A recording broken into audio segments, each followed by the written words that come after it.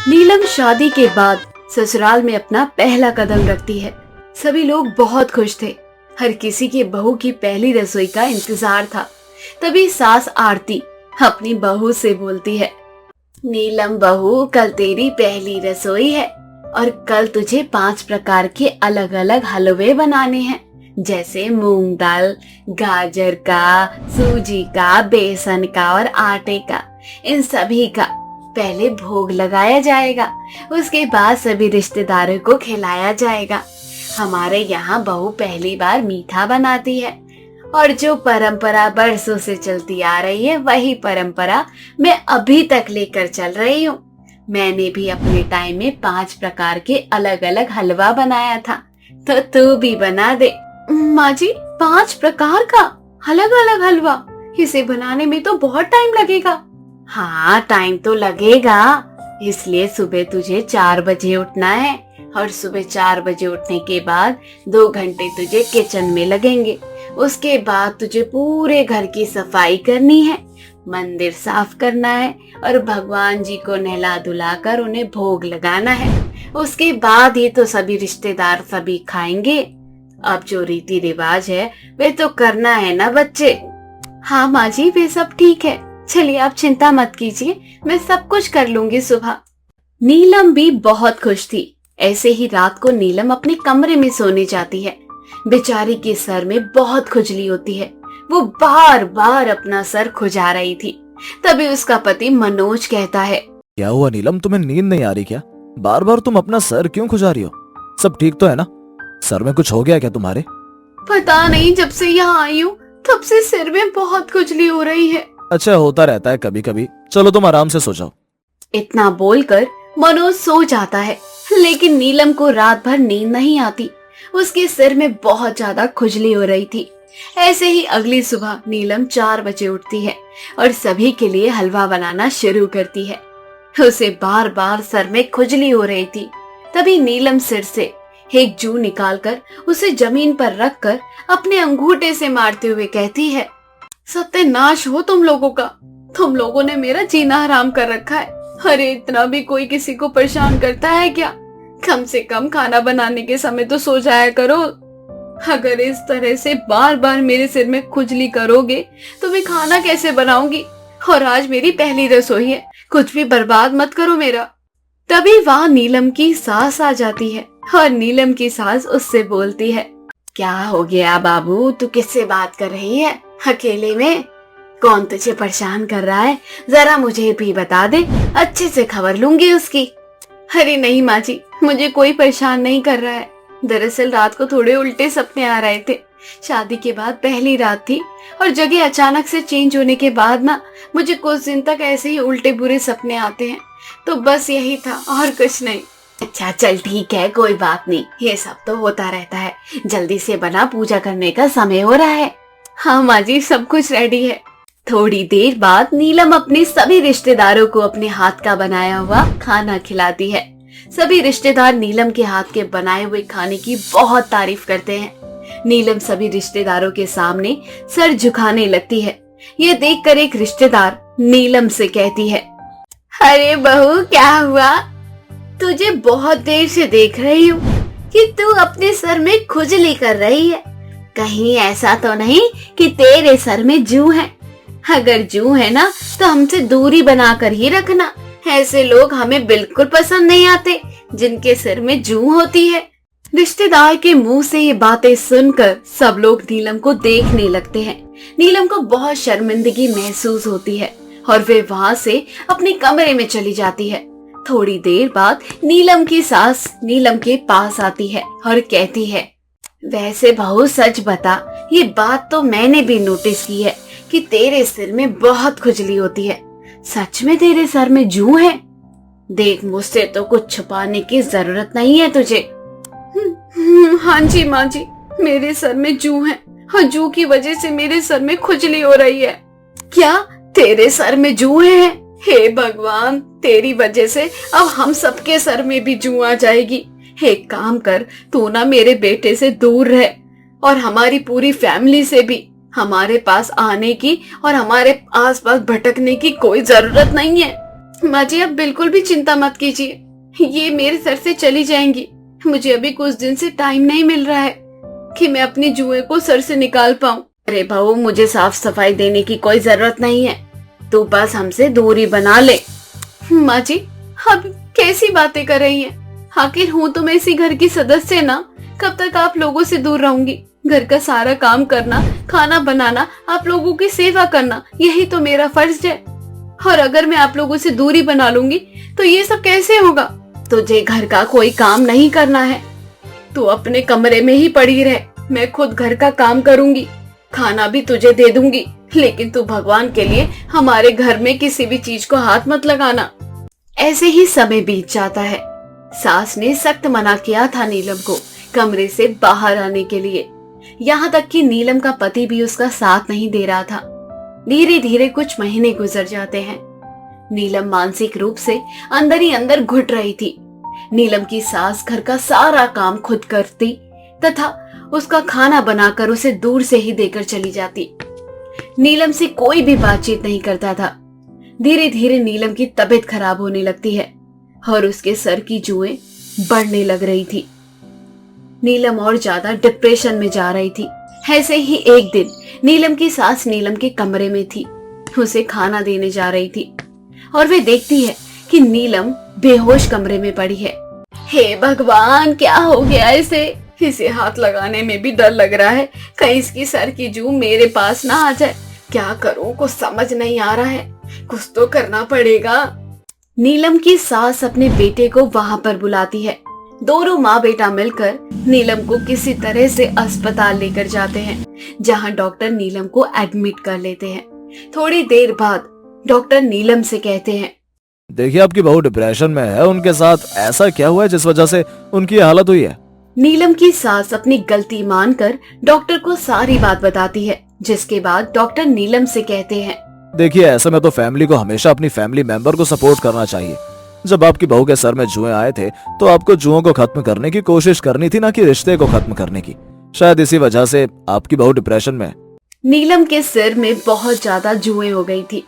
वह कई दिन तक नहाई नहीं थी, इसलिए डॉक्टर ने उसके सारे बाल हटा दिए थे। अब वह गंजी हो चुकी थी। नीलम की सास नीलम के पास जाती है और उससे अपनी गलती की माफी मांगती है। कुछ दिनों बाद नीलम भी घर आ जाती है। घर आने के बाद नीलम की सास नीलम का बहुत अच्छे से देखभाल करती है। धीरे धीरे नीलम के बाल हल्के फुल्के सर पर आना शुरू हो जाते हैं और इस बार नीलम के बिल्कुल भी जू नहीं थी। आरती और आमिर दोनों एक दूसरे से बेहद मोहब्बत करते थे। दोनों एक दूसरे से शादी करना चाहते थे, लेकिन दोनों के परिवार वाले धर्म की वजह से उनकी शादी के खिलाफ थे। आरती अपनी माँ के आगे रो रो कर आमिर से शादी करने की बात करती है। माँ, भगवान के लिए मेरी शादी आमिर से करवा दो ना। मैं आमिर से बहुत प्यार करती हूँ और उसके बिना नहीं रह सकती हूँ। और आपको तो पता है ना, जबरदस्ती किसी भी रिश्ते में नहीं रहा जा सकता। और आप चाहकर भी मेरी शादी किसी और से नहीं करवा सकती, क्योंकि मैं कभी भी किसी और के साथ खुश नहीं रहूंगी। आरती, तेरा दिमाग तो ठीक है ना? तुझे पता है ना कि मुस्लिम कैसे होते हैं? अरे हमारे हिंदू धर्म में लड़के मर गए हैं क्या, जो तुझे मुस्लिम धर्म में शादी करनी है? बेटा, एक बार ठंडे दिमाग से सोच। अरे आजकल न्यूज में ऐसी ऐसी खबरें आ रही हैं। ये सब देखने के बाद भी तुम हिंदू लड़कियों को क्या हो जाता है, जो अपना जरा सा भी दिमाग नहीं लगाती। जोश में आकर होश मत खो। अगर माँ बाप की बात नहीं मानोगी तो फ्रिज में मिलोगी। और शादी सिर्फ तुम्हारी उस आमिर से नहीं होगी, बल्कि पूरे परिवार से होगी। अगर जरा सी भी चूक तुमने कर दी तो ससुराल में तो वह तुम्हें काट कर फ्रिज में डाल देंगे। बाकी अब तुम्हारी मर्जी कि तुम्हें क्या करना है। माँ, सारे मुस्लिम एक जैसे नहीं होते। आमिर को मैं बहुत सालों से जानती हूँ, और रही बात आमिर की फैमिली की, तो उसकी फैमिली को मैं अपने प्यार से अपना बना लूंगी। तो एक बात मेरी भी ध्यान से सुन ले, अगर तूने उस आमिर यानी उस मुस्लिम से शादी की तो मेरे घर में कदम रखने की जरूरत नहीं है। तेरा मेरा रिश्ता उसी वक्त खत्म हो जाएगा जिस दिन तू उस आमिर से शादी कर लेगी। आरती रोते हुए अपने कमरे में जाती है। तभी आमिर का फोन आता है और आमिर आरती से बोलता है, क्या हुआ आरती, तुम्हारी अम्मी ने क्या कहा? आमिर, मेरी माँ तो इस रिश्ते के लिए बिल्कुल भी तैयार नहीं है। मुझे लगता है कि घर वाले कभी भी इस रिश्ते के लिए तैयार नहीं होंगे। आजकल के टाइम में कौन जात पात और कौन धर्म को देखता है। प्यार तो धर्म और जात पात दोनों से बड़ा होता है, लेकिन फिर भी हमारे माँ बाप हमारे साथ ऐसा क्यों कर रहे हैं। आरती, तुम बिल्कुल चिंता मत करो। तुम बस एक बात अपने दिमाग में बैठा लो, शादी होगी तो सिर्फ हमारी होगी, वरना हम दोनों कभी शादी नहीं करेंगे। अगर घर वाले नहीं भी मानते हैं तो भी मैं तुमसे ही शादी करूंगा। आरती और आमिर दोनों अपनी अपनी फैमिली को बहुत मनाने की कोशिश करते हैं, लेकिन उनकी फैमिली उनके रिश्ते के लिए तैयार नहीं थी। आखिरकार दोनों परिवार के खिलाफ जाकर शादी कर लेते हैं। शादी करके आमिर आरती को अपने घर ले आता है। आमिर की अम्मी साहिबा और बहन आहीना एक हिंदू लड़की को मांग में सिंदूर भरे आमिर के साथ खड़ा देखकर गुस्से में कहती है, ये क्या आमिर, हमारे इतना मना करने के बाद भी तुम हिंदू लड़की से शादी करके ये घर में लिया है। तुम्हें पता नहीं है क्या, हमने कितनी बार तुम्हें मना किया है कि हिंदू लड़की से दूर रहो, हम कभी भी तुम्हारे इस रिश्ते को नहीं अपनाएंगे। उसके बावजूद तुमने हमारी फिक्र किए बिना इस लड़की से शादी कर ली। भाईजान, अम्मी जान की बातें आपके लिए कोई अहमियत नहीं रखती क्या, जो आपने अपनी जान के खिलाफ जाकर इस हिंदू धर्म की लड़की से शादी कर ली। आपको तो पता है ना कि हिंदू किसी के नहीं होते, और उसके बावजूद आपने हमारा एक भी बार नहीं सोचा। एक बात अम्मी जान और ध्यान से सुन लो, मैं आरती से बहुत प्यार करता हूँ। अब आरती इस घर का हिस्सा है, इसीलिए अगर इसके साथ किसी ने भी कुछ उल्टा सीधा करने की कोशिश की तो आप सब मुझे खो दोगे, हमेशा हमेशा के लिए। आमिर की इस बात से आमिर की माँ और बहन दोनों को बहुत गुस्सा आता है। ऐसे ही रात को हीना आरती से बोलती है, मेरी प्यारी भाभी जान, आपको पता है ना, मेरी माँ बहुत गुस्से वाली है, उन्हें जरा सी भी गलती बर्दाश्त नहीं होती। इसलिए मैं आपको पहले ही बता रही हूँ कि आज आपको हम सब के लिए मटन बनाना होगा, और मटन में कोई कमी नहीं होनी चाहिए, क्योंकि मटन अम्मी का फेवरेट डिश है, और आज आप अपने ससुराल की पहली रसोई में यही बनाओगी। लेकिन मैं तो नॉनवेज नहीं खाती हूँ, ना कभी इसे हाथ लगाया है, मुझे ये सब नहीं आता। अगर चाहती हो कि अम्मी जान तुमसे खुश रहे, तुम्हें ये सब करना होगा, वरना अम्मी जान इस मटन की जगह तुम्हारे टुकड़े कर देंगी। हीना की बात से आरती बहुत डर जाती है और वह YouTube के जरिए अपनी सास के लिए मटन बनाती है। आरती पूरी कोशिश करती है कि मटन अच्छा बने, जिससे वह अपनी सास का दिल जीत सके। थोड़ी देर बाद आरती अपने ससुराल में सभी को मटन परोसती है। साहिबा को मटन बिल्कुल भी पसंद नहीं आता और वे गुस्से में वह मटन उठाकर आरती के ऊपर फेंक देती है। आरती जोर जोर से चिल्लाने लगती है। उसके बाद उसके साथ उसे बहुत बुरी तरह मारती है। आमिर भी अपनी माँ का साथ देता है। पूरा परिवार मिलकर आरती को मारकर उसके टुकड़े टुकड़े कर देता है। तभी अचानक से आरती की आंखें खुल जाती हैं। हे भगवान, ये सब क्या है? इतना भयानक सपना, कहीं माँ का कहा हुआ सच तो नहीं? आमिर से प्यार करने की इतनी बड़ी सजा मिलेगी क्या मुझे? तभी आमिर का फोन आता है। आरती आमिर का फोन उठाती है, जिसके बाद आमिर आरती से बोलता है, अरे आरती, तुम्हें खुशखबरी देनी है। मेरी माँ हमारे रिश्ते के लिए मान गई है और मैं कल ही अपनी फैमिली को लेकर तुम्हारे घर आऊंगा। यह खबर सुनकर आरती खुश हो जाती है, लेकिन उसके मन में बार बार उसका वह सपना आ रहा था। ऐसे ही अगले दिन आमिर अपने पूरे परिवार के साथ आरती के घर जाता है। आमिर और आरती की जिद के आगे दोनों परिवार वालों को झुकना पड़ता है। वे दोनों कुछ महीनों बाद आपसी सहमति से दोनों की शादी हिंदू और मुस्लिम दोनों धर्म के हिसाब से कर लेते हैं। शादी के बाद आरती अपने ससुराल आ जाती है, जहां उसका बड़े ही अच्छे से स्वागत होता है। तभी आरती की सास उससे बोलती है, आरती बेटा, तुम थक गई होगी, इसलिए अपने कमरे में जाओ और आराम करो। मैं तुम्हारे लिए गर्मा गर्म दूध लेकर आती हूँ। आरती का सपना हकीकत से बहुत ही ज्यादा अलग था। आरती की सास मुस्लिम होने के बाद भी आरती को कभी भी किसी भी चीज के लिए रोका टोका नहीं करती। वह उसे अपनी बेटी की तरह प्यार किया करती। ऐसे ही एक दिन आरती अपनी सास से बोलती है, अरे अम्मी, हमें आपसे एक परमिशन चाहिए। दरअसल कल पूर्णिमा की रात है और मैं हर पूर्णिमा को मंदिर जाती हूँ। अगर आपको कोई आपत्ति ना हो तो क्या मैं मंदिर जा सकती हूँ? बेटा, इसमें पूछने वाली क्या बात है? मैं हर धर्म का सम्मान करती हूँ। मैं जानती हूँ कि तेरे मन में मुस्लिम लोगों को लेकर डर बैठा हुआ है, लेकिन सच बताऊं तो हर मुस्लिम एक जैसा नहीं होता। मैं हर धर्म का सम्मान करती हूँ। तुझे अपने ससुराल में रहकर पूजा पाठ करना है या कुछ भी करना हो तो वे तेरा अधिकार है। यहाँ तुझे कभी भी किसी भी चीज के लिए कोई रोक टोक नहीं होगी। सास की बात सुनकर आरती बहुत खुश हो जाती है और वे खुशी खुशी उसका पैर छूकर आशीर्वाद लेती है।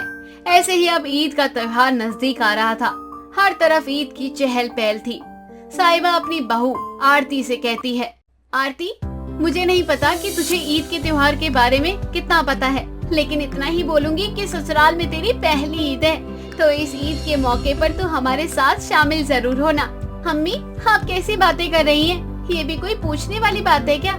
सच बताऊं तो जैसा आपका मानना है वैसा ही मेरा मानना है। मैं भी हर धर्म का सम्मान करती हूँ और कोई धर्म ऊंचा नीचा नहीं होता, सभी धर्म बराबर होते हैं। इसलिए इस ईद का त्योहार इस बार हमारे लिए बहुत खास होगा।